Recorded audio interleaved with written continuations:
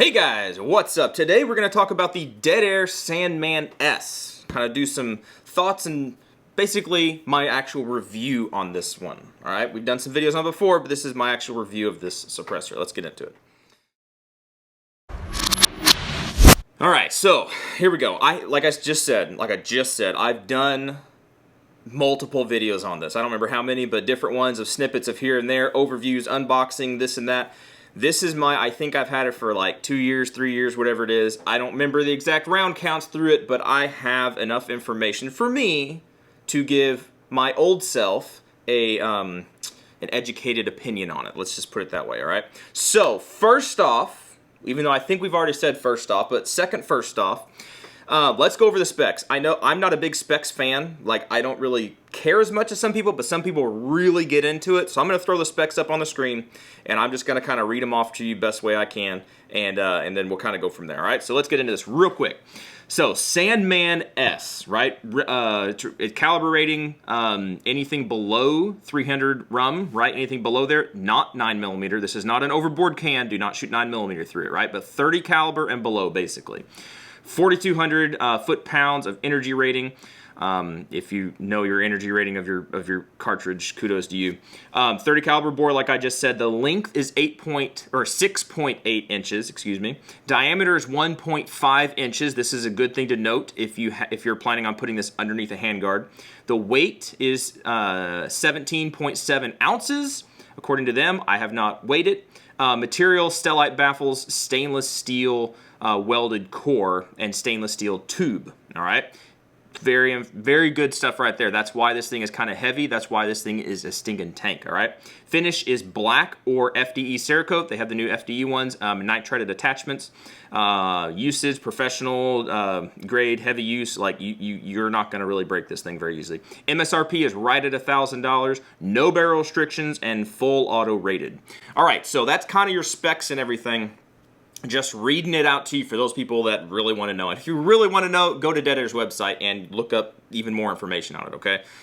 That's just the stuff that's out there. Now, I did not personally, I mean, here, we can look at this. We can look at the length is right over 6 3/4. What do they say?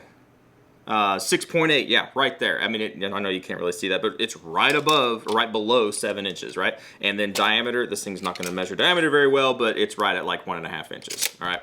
Simple stuff, simple stuff. The weight, I did not bring the scale out. I probably should have. What would have been interesting to do is weigh it when I first got it and then weigh it now and see what kind of carbon buildup and stuff might be in there.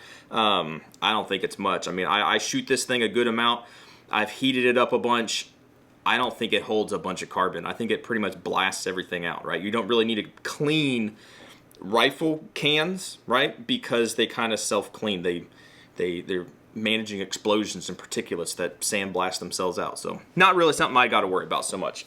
Anyway, moving on to stuff that comes in the box. Some people really get excited about what comes in the box. All right. Now, like I said, I've had this thing for about 2-3 years.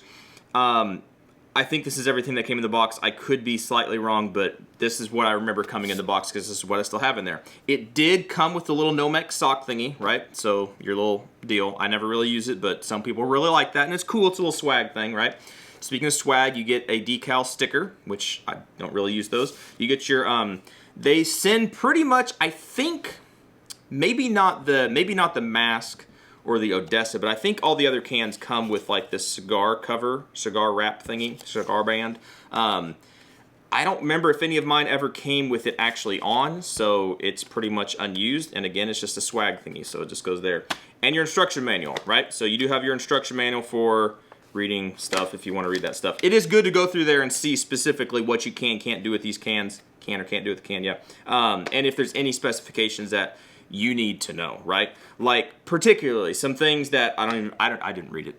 Honestly, I didn't read it. But I did see the videos and heard Mike and everybody else from Dead Air talking about stuff. Some things to note is that whenever this thing locks up, you can visually check it and see, according to where these little lugs are in conjunction with your mount, you can see if it's still locked on or if it somehow has started working its way loose. You'll be able to visually see it without having to grab the can. So that's a good thing, right? So that kind of information, again, I should verify that, but I'm not going to right now because you can look it up on the internet, but it's probably in here, right?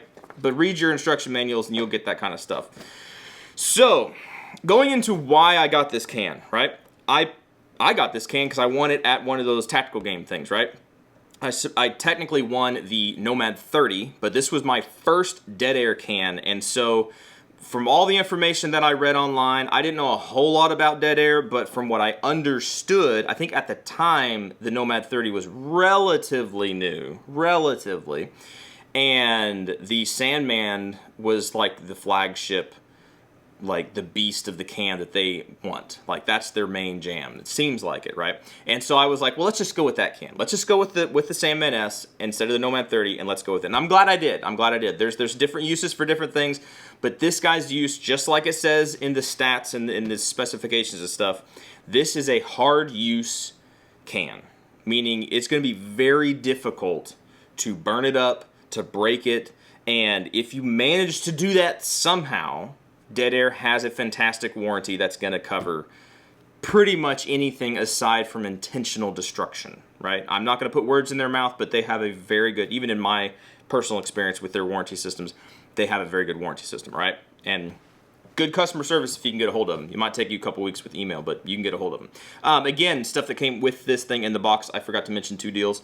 It does come with a 30 caliber end cap because like I said, or like I read in the specs, this is a 30 caliber can, right? But it has a 30 caliber end cap, and it does come with a brake, right? So to attach this to a firearm, let's go ahead and do that. To attach this to a firearm, let's the brake that I started. I don't remember. Let's just do this one. This is the AK, right? And this is a Nox mount, a Nox chemo mount, right? So the chemo is what these guys attach to. This is not just going to direct thread. This is not going to go on an A2 flash hider thing, whatever.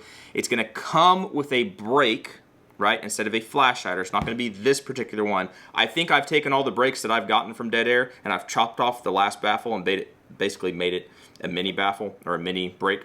But in essence, they're all going to work the exact same as far as mounting. You have one little notch.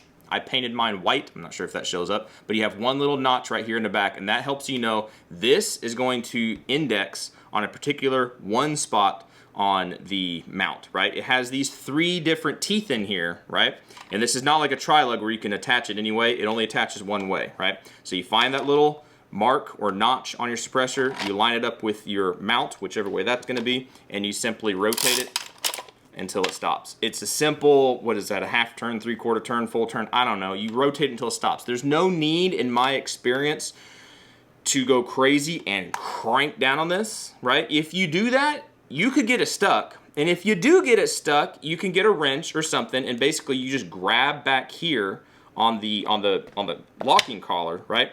And you'll break it loose that way. You'll start to move it, and then it will come back off, right? But if you don't crank it down to get it locked on, then really make sure the can's not hot. You just grab the suppressor, ratchet it off, and pull it off, right? It's a very simple system, and to be quite honest, 100% honest and frank with you, I've never had it back off. I've never had it back off. The only thing I have done is through excessive use on these things, I have worn out this little locking ring, the thing that makes it ratchet, right? I have worn that out because I abused the can beyond a reasonable use, right? It wasn't on this one. I have a Sandman K, exact same thing, just a little bit smaller. I abused the living daylights out of that thing. Still runs, still does great, but it did wear out that locking ring. But even with the locking ring wore out, where it would not ratchet, it still locked on with friction, and it did not loosen up, it did not come off. So kudos to the system. Even though when the system technically breaks, it's still gonna lock up, all right? I think that's the main specs and things. Let's talk a little bit about accessories that don't come with the suppressor, right? But stuff that you can do to the suppressor. So if you don't know about all this stuff, I'm not gonna try to overwhelm you with information, but if you do know about this stuff, I'll try to keep it relatively brief.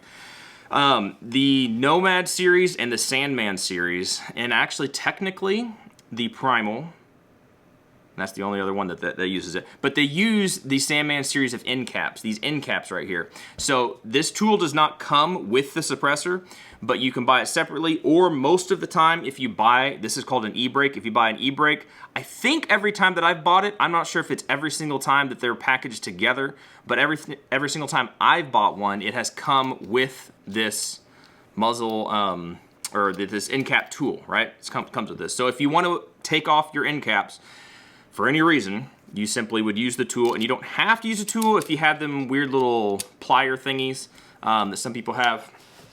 You could get around it. I mean, you could get around it. You might booger it up and stuff. I can get it to start. There we go. But there's a little teeth stick in there, and then you can unscrew the front cap, all right? Some reasons why you might want to unscrew the front cap. If you do happen to get an end cap strike, you can easily replace it. Now, I have had end cap strikes, and you can go buy a replacement, or again, Dead Air's warranty, you can contact Dead Air. Every time I've had to contact them about something like this, they've always sent me a new one. It's good. And that sounds like I've done it a lot. I haven't done it a lot. I did that one time, and they did that. I've bought additional end caps. But their warranty system has been good as far as that goes. You can get 5.56 end caps. So if you're going to primarily solely be running this on a 5.56 gun, right, then you could put that 5.56 end cap on here. And what that kind of helps do, it does help reduce the decibels a little bit, because I mean, it constrains everything. It lets less pressure, noise, whatever out the end of the can. It can increase back pressure a little bit, because anytime you're holding that pressure in that can, that pressure's lazy, it's gonna go somewhere, so it kind of tries to go back down the gun. So there's some give and take there. You can they have a flash hider end cap. This guy is not a flash hider end cap. He's pretty much just flat across the top. There's some little divots in there, but it's not the flash hider end cap. That one actually looks like this. This is my Sandman K. So the flash hider end cap looks like that right there. And it does work. It does work. Believe it or not, it does work. But the 30 cal is what comes with this guy. You can also put on the EBrake. And the EBrake, they have two different kinds. They have a thin one like this that's made for the Sandman series. It doesn't add any dimension as far as the width. It adds a little bit of length, but the width is pretty much the same. They make a Nomad version, which is a little bit wider. And if you're going to run a suppressor cover, those little, like a better term, oven wrap mitt things, whatever, just a guard that goes over here. If you have the Nomad version of this EBrake, it's wider, so it can help keep that sock, right, that heat shield on the suppressor and help it not fall off the front of the gun or push forward, because it has something to butt up against, because the Nomad EBrake is bigger. But what is the EBrake for? I don't remember exactly what Dead Air says that it's for, but for my personal experience, what I find that it actually does is it slightly helps with recoil. It is a brake, but primarily it actually, to me, audibly, it makes a difference in sound. I'm just going to use words and things that, to the best of my knowledge, that's how it works, and I could be completely wrong, but in essence, I mean, you put back on your front cap, that's how this guy goes on. But in essence, what it does is it helps diffuse that pressure that comes out the end. Instead of it coming out one hole at the end, you have all these ports all the way around, right? Just like a brake works. And that gas comes out, puffs, it comes out all these ports instead of one big port, and it helps the back pressure, to me, personally, to me, it helps the back pressure kind of diffuse a little bit, right? Because it's helping that gas get out the front of the can instead of coming back at you. And it does help the can be a little bit quieter. A little bit noticeably to my ear, right? But it does work. It adds a little bit of length, so if that's a deal breaker, then that's a deal breaker for you. But it is one of those things to where if you have the option to get one, I highly recommend getting one, because it is going to make a difference, right? In my personal opinion, I don't work for these guys. I spend my money on it, or, you know, win it or whatever. But I spend my money on the attachments and things. I'd buy it again if it was up to me. So that's kind of the main accessories. I don't know any other major accessories that you can get for these things. Aside from front caps, the EBrake, the Sandman series is pretty much made to just stay this way, right? The modular system is up front, and it does make a difference if you're using flash hider end caps or the EBrakes or whatever, but there's no reason to be doing anything else to this can. You can't take out the core, right? There's really no reason to be cleaning it or anything. If you want to clean it, I mean, shoot, spray some CLP and then, you know, do a mag dump of 5.56 or whatever, and you'll bust loose anything that's in there pretty much. There's no reason to have to do that. So you don't take the can apart. It's not user serviceable. That being said, if you happen to shoot maybe some kind of super leaded up, maybe 300 blackout, or something that is, it's just exposed lead, right? It's just a round, you know, a lead cast projectile. Sometimes those can deposit some lead, but again, When you're done doing that, get you a magazine, a full metal jacket, full power stuff, and just burn a magazine through it, and you're gonna burn everything out of it pretty much, right? That might be more cost effective some places or sometimes than others with cost of things, but that being said, that's an easy way to do it. And I have personally not had any problems with the can being super dirty, getting locked on the gun really bad, or anything crazy like that, all right?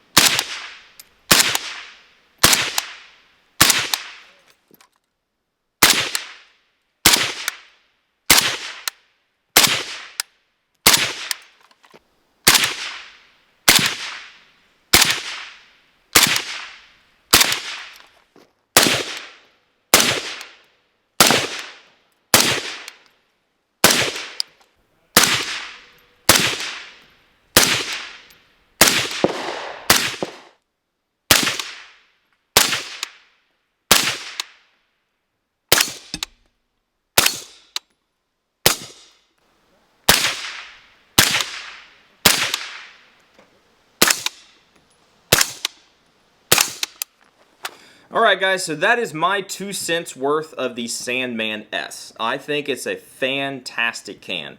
If you're going to get into a can that you want to last literally forever, and if you happen to somehow break something on it, to have a company that stands behind their product, it is a fantastic can for that. There are cans that do things better. There are many cans that do things worse, right? And there are a lot of cans that are right there, and it's just weighing, do you like this company, or do you like the aesthetics of this? I mean, there's so many variables and personal choices people put into their suppressors. I can't say this is the best, but what I can say is this is a very, very good suppressor for 30 cal, 5.56, right? AKs, ARs. You can put on 30-06, all those different kind of things. This can do a whole lot of stuff, and it can do it well. It can do it well. Some cans can do a whole bunch of stuff. I've fallen down that rabbit hole. They can do a whole bunch of stuff, but they don't do any of it very well. This does very well. It does very well on AKs, ARs, all that kind of the modern firearms and things. It does very, very well. All right, if you have any questions about the Sandman-s, please do let me know. If any of you guys have a Sandman-s and want to chime in there and tell people about it, the good, the bad, the ugly. Maybe you've got one that was crooked and bent and baffles messed up or whatever. Let people know about it, right? People need to check that stuff out. They need to know the good, the bad, and the ugly. For me, I've had great experience with this one. And if I was to go back and do it again, I'd probably do the same thing, right? I'd probably do the same thing and get another Sandman-s, all right? Y'all be good to be safe. Appreciate you watching, subscribing, and everything. And hopefully, catch you in the next video. See ya.